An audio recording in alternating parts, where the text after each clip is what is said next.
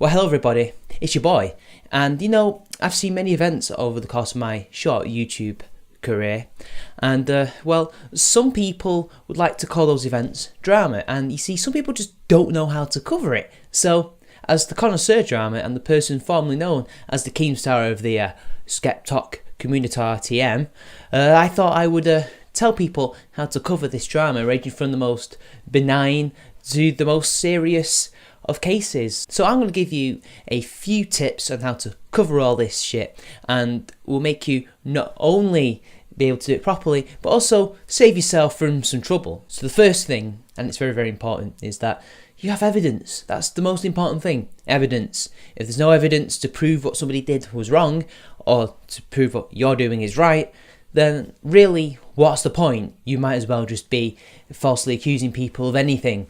Don't do that. Case in point, JJ Talks.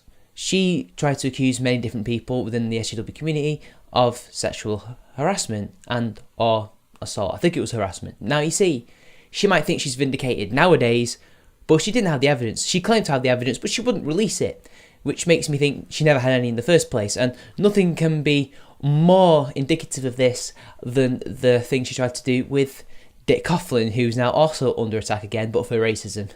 Life comes at you hard, Dick. When will you learn? She accuses him because in the last one she didn't name names, and it ended up with a friend of hers being falsely accused. She had to name somebody, and she named him. Honestly, I think it's just a name out of the hat, personally. Or maybe he did something that she didn't like and she just wanted to get her own back. Who knows? She named a name, but still did not give us any evidence. In fact, the only evidence that we ended up getting wasn't even evidence at all, because it was meant to be nudes that he was sending to people, things he was doing or trying to extract from people, but we never got any of these things. We got one video from a crazy person who was trans, who took issue with him calling her sweetie. I mean, what? He's British, he calls people sweetie in love. I do the same thing too, but not as much as him. And another one was from Jenny McDermott, which was actually a consensual thing. He sent her a picture of him in his undies, which she wanted, by the way. And when she said stop, he stopped. And that was their evidence. It wasn't evidence. So, firstly, you have to think about the quality of the evidence. You have to make sure that the evidence can be corroborated, can be proven. Also, make sure you have some. Don't go around and falsely accuse people or just accuse people willy-nilly. You might be right, but if you don't provide the evidence, nobody's going to believe you. So please remember the evidence. That can come in any form. That can come through DMs, it can come through leaked Skype chats. I can't see how many times I've had to use them to prove a point or two. Second, and I think this is something that you should do, and something that I've learned, you probably should keep a professional distance from both sides. Even if you end up veering towards one or the other, I think Mr. Metica has this perfectly on point. You can provide your opinion on what has happened, but overall you should be an observer from the outside, because if you get too involved, your emotions take over rather than your logical faculties, and things get even worse. Number 3, always hit the high road. I know that sounds weird. I know it might sound like moral fagging, but it's really important to always make sure that it's the other persons who are being at fault and not you, because if you do anything that fucks up, they can then act like the victims, even though they are the perpetrators. So keep that in mind. Never fall for the same tricks that they do.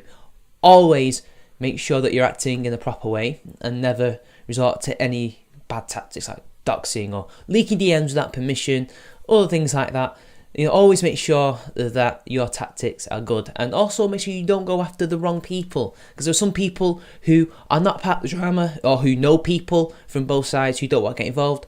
Don't force them to be involved, because that makes you look bad. Don't go around purity testing. Don't witch hunt. Don't try and say if you're with us, you're against us, because that goes nowhere. And finally, I would say this. Just end it when it feels like it's ended for you. Don't push it. Don't continually push it. Don't continually make videos and videos, or you end up looking like Joy Sparkles.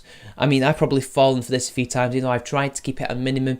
If you're going to make videos about this, always intersperse it with stuff that's from your regular schedule, because you're going to end up getting a reputation of being a drama whore, even if you think it's very important and doing great work, like uncovering doxing or false flaggers or anything like that.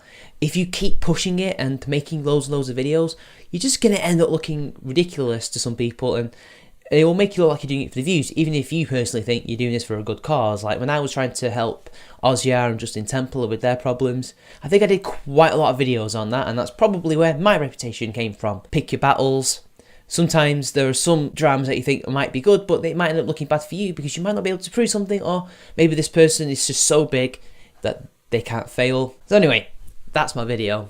I know, drama, hey, but I thought I'd make this just for a bit of fun because I think there's some people that are doing it wrong, and this is for any new YouTubers that want to dip their toes. So don't take this as the absolute word of law or anything, but this is just what I would do, what I try to do through my YouTube career, so to speak. So till next time, it's been your boy, and I'll see you later.